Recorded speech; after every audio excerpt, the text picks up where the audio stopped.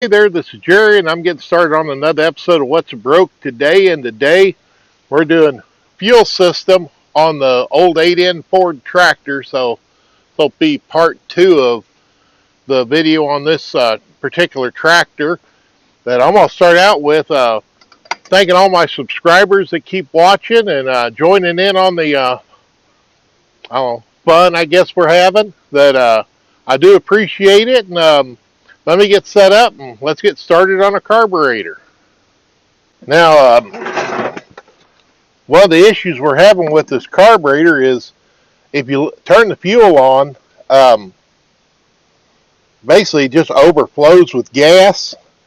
So I'm going to take it off. I've got a carburetor kit, and we're going to go through it, replace a few parts, and get the rest. Main thing we need is a needle and seat. So when the float comes up, it actually cuts the fuel off. And I reach over here because the fuel should be off right now. And it is. And one of the first things we got to do is, one of the harder parts is reach behind here and disconnect the choke and the throttle. And when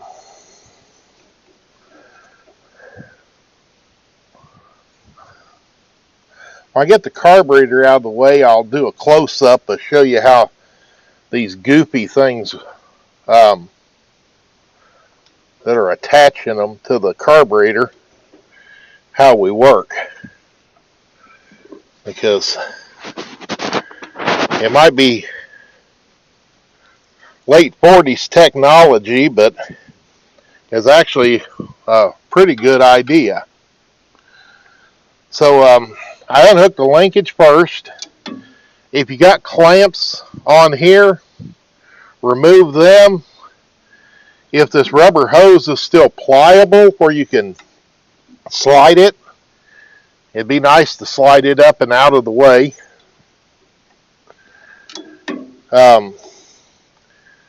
It is kind of a pain in the rear to take this whole tube out before you take the carburetor off, so that's why it's still up on there on this one.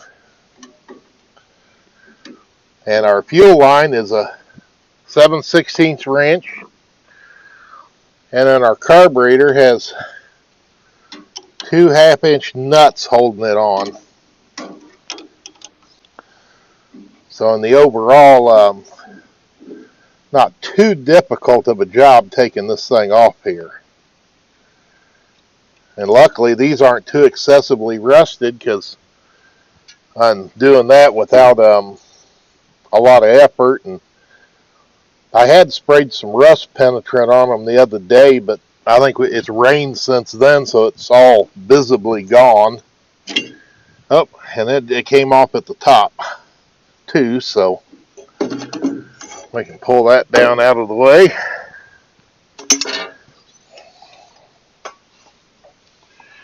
And there's our carburetor. There's our carburetor. It's a Marvel Shibbler. And then our little tag right here on the side. TSX. Got a 33 and then I think that's an 18. 33 on the bottom and an 18 out there. So, all right. Well, I was talking about the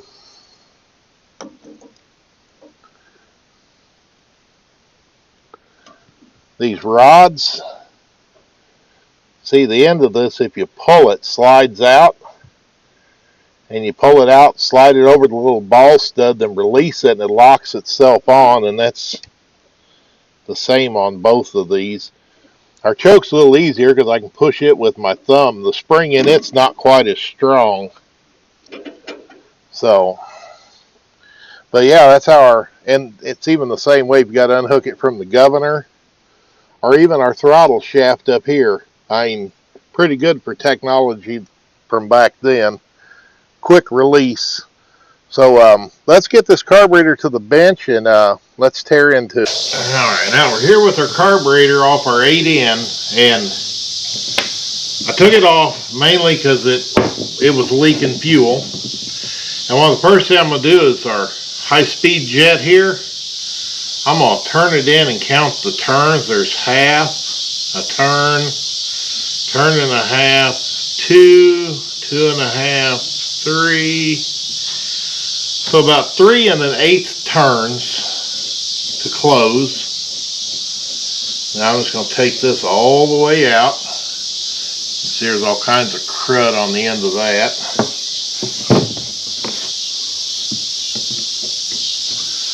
Then we can take our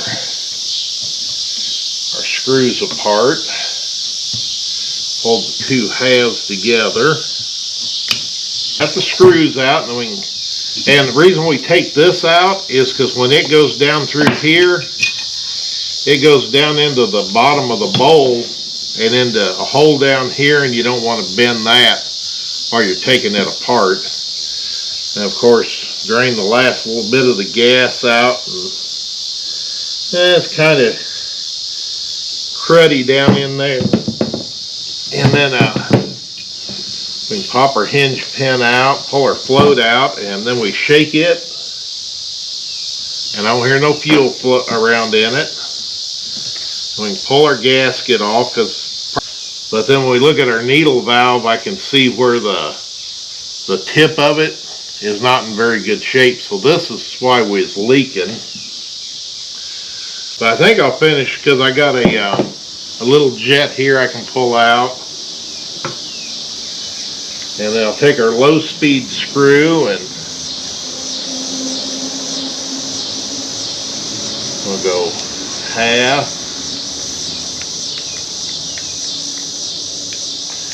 a turn, turn and a half. So about a turn and a half on our low speed screw. And I'll probably go back to the video and look that up because I don't have my notepad here to write it down on. We can pull that out. That all looks good.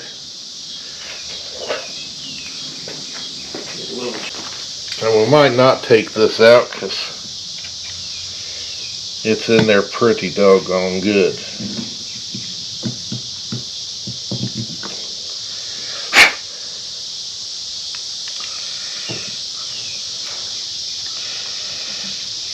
Yep, so we'll just leave that in there, and then my 3/8 has too thick of a wall to fit down around there, so I got out my 10mm that I'd ground on. So I can pull this out. That actually looks pretty good.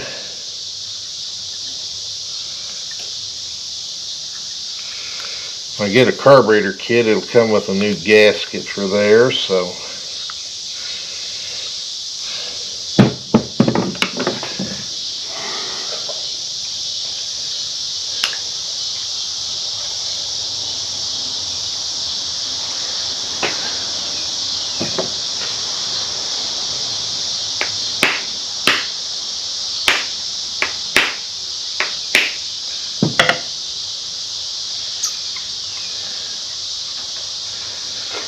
And you can also, the kit will come with a new needle and a new seat, so we'll go ahead and take the seat out.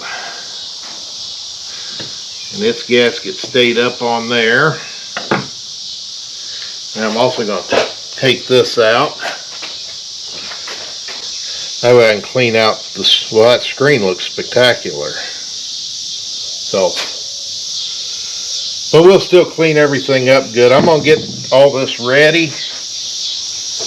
I'm going to get all this ready, run it through the ultrasonic cleaner, and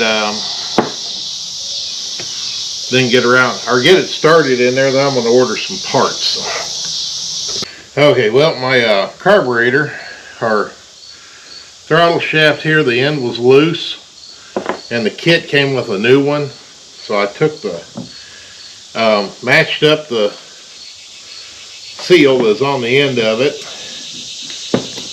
and we can push it up in there, and then take our throttle plate and put it in there the same way it was before.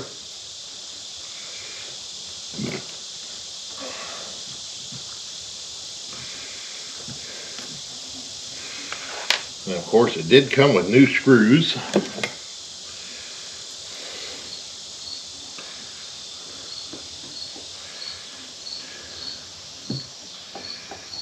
And when we tighten these up, and I'll make sure we get them good and tight so they don't come out and either cause the engine to race or suck them up into the motor. And I'm going to start out with just snugging them up and then work the throttle. Make sure it goes wide open to closed and it's smooth. And I always hold it in the closed position and tighten the screws up. Of course, you could over tighten them and strip them. We don't want to do that, but make sure they work smooth. I can flip it upside down and have a new needle and seat. So put the gasket on the seat.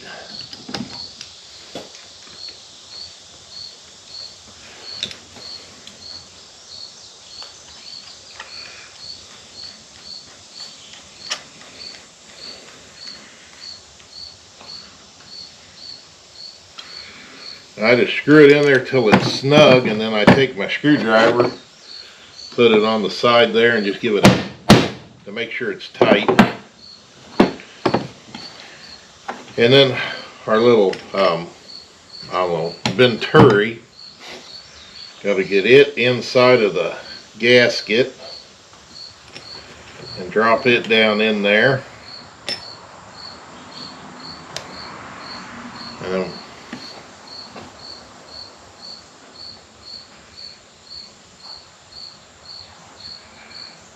take our new needle valve and put it on there, and then drop it down in the hole.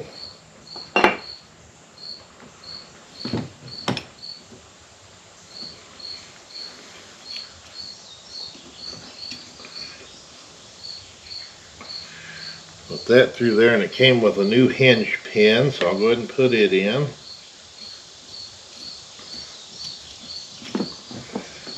I'll have to adjust that a lot because that needle valve holds it a lot farther open than it did before.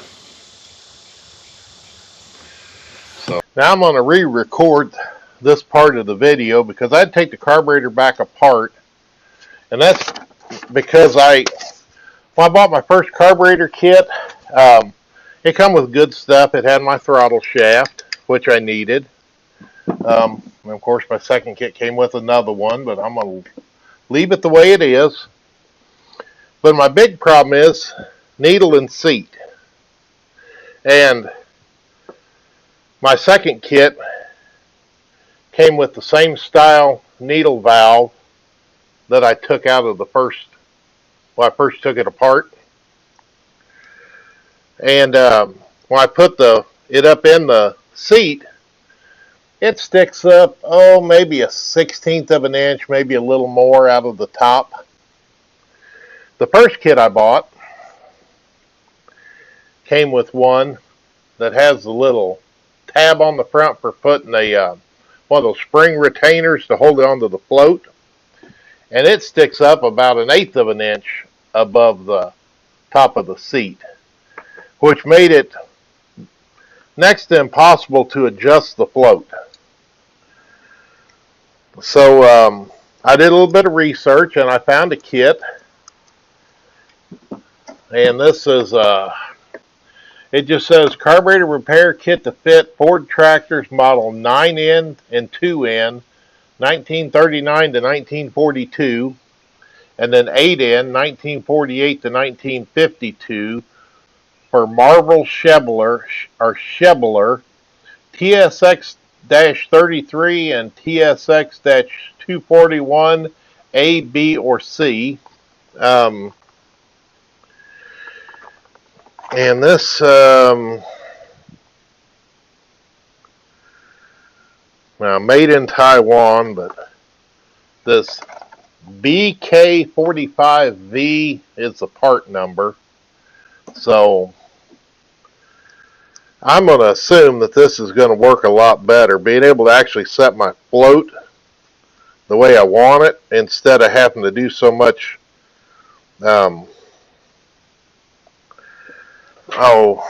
creative engineering to get it to work.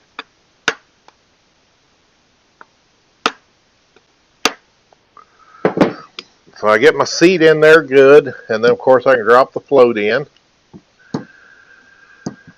And then the next thing you have to do is take the venturi, which, you know, will only, I mean, I think for here, yeah, it only fits in the bottom half one way.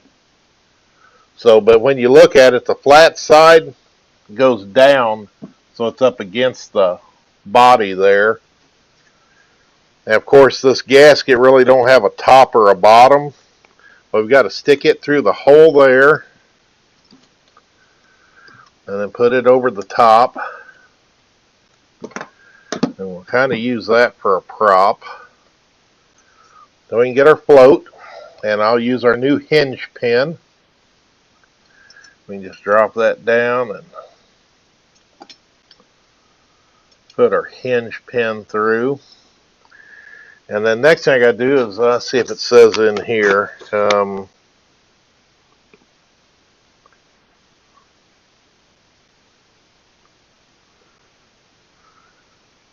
Yeah, it doesn't say. Let me look up, because off the top of my head I don't remember the float level. Okay, well our carburetor float adjustment is 9/32, so I just take a drill bit of 9/32, and I look there and see that my float is too high. So we'll just carefully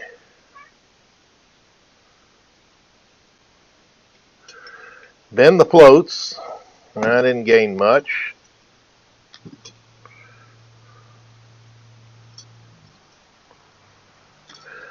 And of course, when you bend them, you got to bend them equally. And we can take our drill bit and try and hold our gasket down. And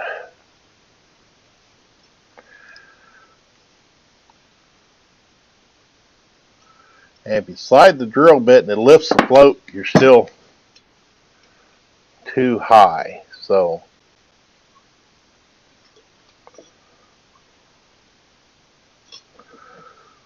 and I see I've got out all the flack on that because I'd done some bending trying to get it to fit.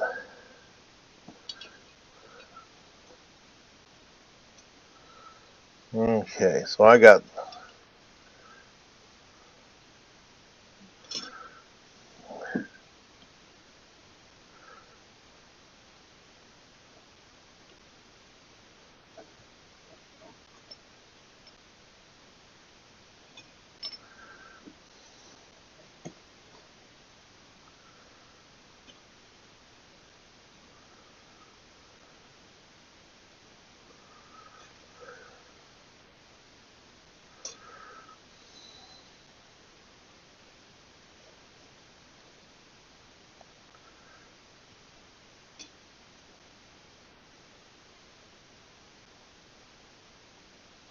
okay, that side looks pretty good.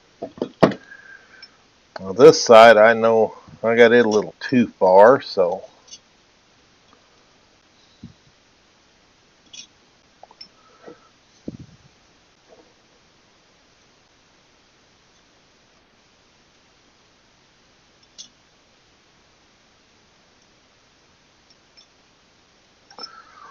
and that's pretty doggone close.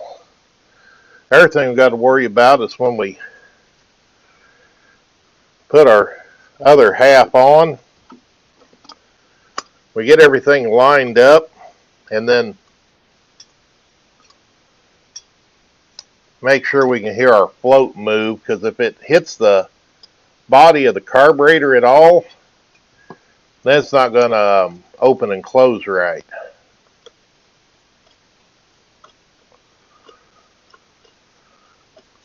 Okay.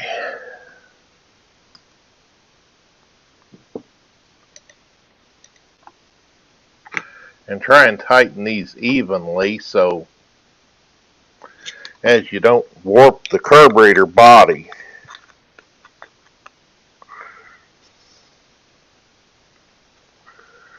So we just kind of do the cross, like it's tightening lug nuts tightening sequence.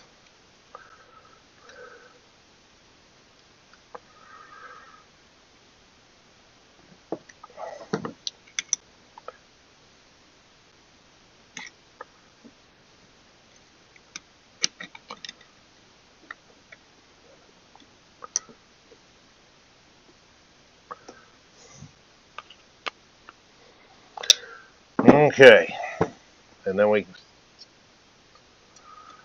turn it upside down, and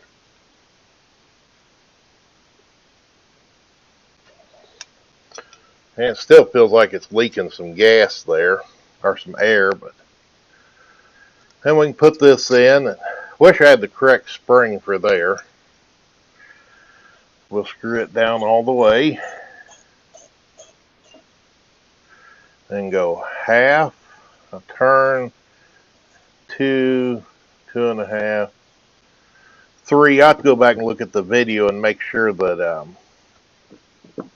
I got that right. But now I think we're ready to go put this back on, and I think we're good to go. Choke moves good, throttle moves good. Let's go reinstall this, and yeah, and we can actually, I think what I'm going to do is actually hook up the line and leave the intake off, but hook the fuel line up and just have this kind of hanging there from the studs, and make sure that this doesn't leak or overflow. Because yeah, when this was new, if it'd leak and overflow, it'd seep out the screen, but those get so clogged up you can't, I say screen, it's like a real fine filter, like a bronze filter, but they get so clogged with stuff that they don't flow and let anything leak out.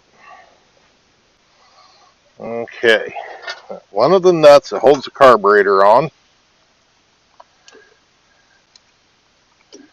Put the carburetor up there and get this nut started.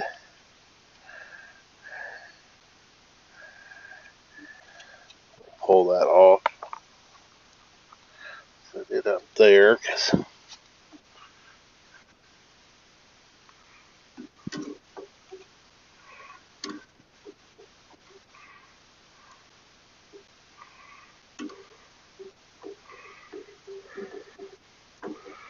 Okay.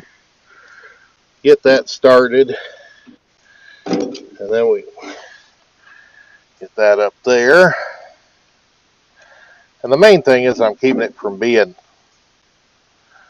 I don't want it on that intake tube, so I can actually see if fuel leaks out.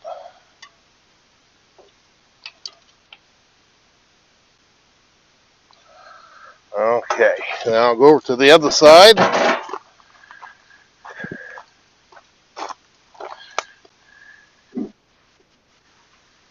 Turn the fuel valve on a couple turns. Now I'm just going to watch right here just to make sure that it don't leak. If it don't leak, we'll drop it down, turn it, put it back up on, line it up with our pipe. I still got to go get another hose clamp for there. But yeah, we'll let this set for a few minutes and we'll come back. Okay, since I spoke to you last, I had the carburetor set up like this, and it didn't take long before I had gas running out.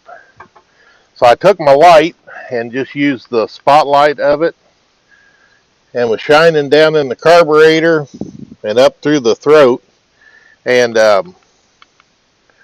what I found was when I took out that venturi that goes down at an angle in there, I put it back together. From the factory, it had a metal gasket, so I put that metal gasket out of that first kit for rebuilding the carburetor on, and it's leaking around this metal gasket. Well, the second kit came with a red kind of a fibery gasket for that. I swapped out that gasket. Now we've been setting for 15 minutes and we are dry. So that is a good thing. So now, and the gas is still on. I'll take this nut off and we'll drop this carburetor down.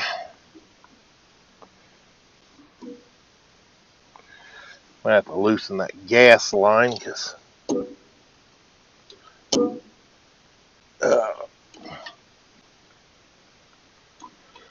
loosen that up so I can rotate this. So we need to turn that in, get it lined up with the intake tube.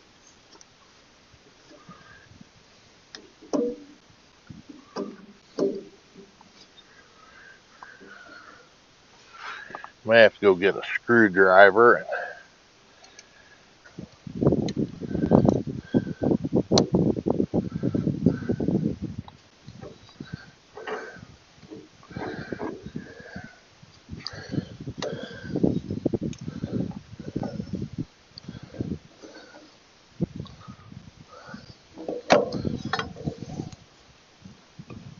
All right, just about there.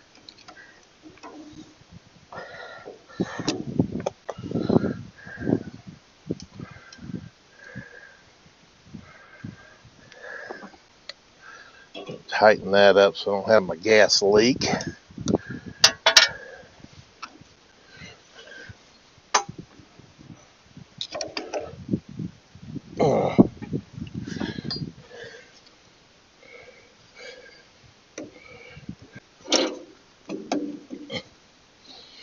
All right.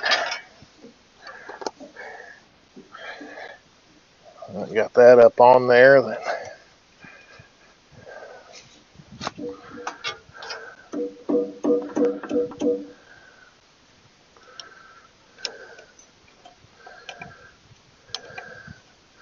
I'll get another hose clamp for here when I go to the parts store later.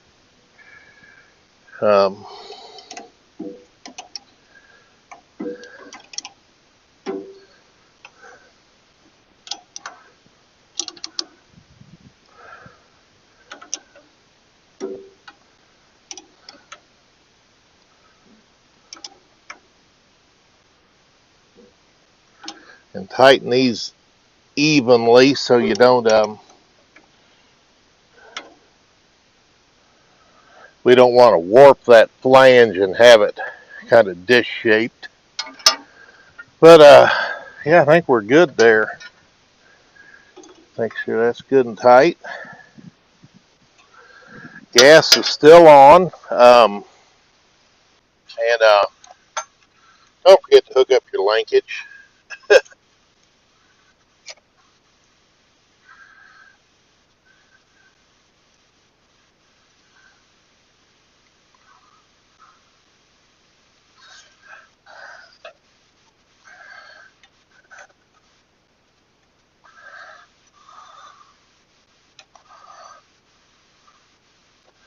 There's our throttle.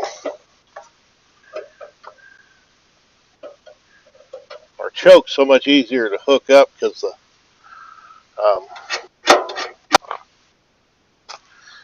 all right, so hook up our ignition so you can get our choke.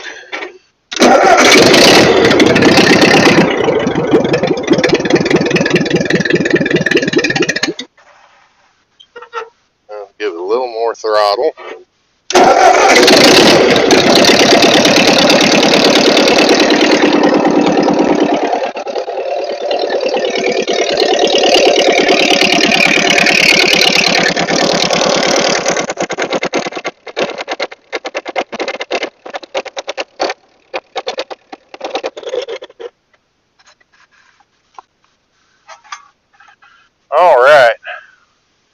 Well, I was going to say, that sounded really good. That I think that'll wrap up our portion of this on the fuel system, because I probably got enough video to make at least 30 minutes.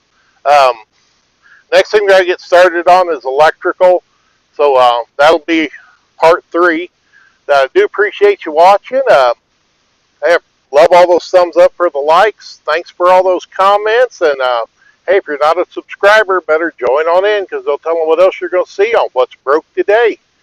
Thank you.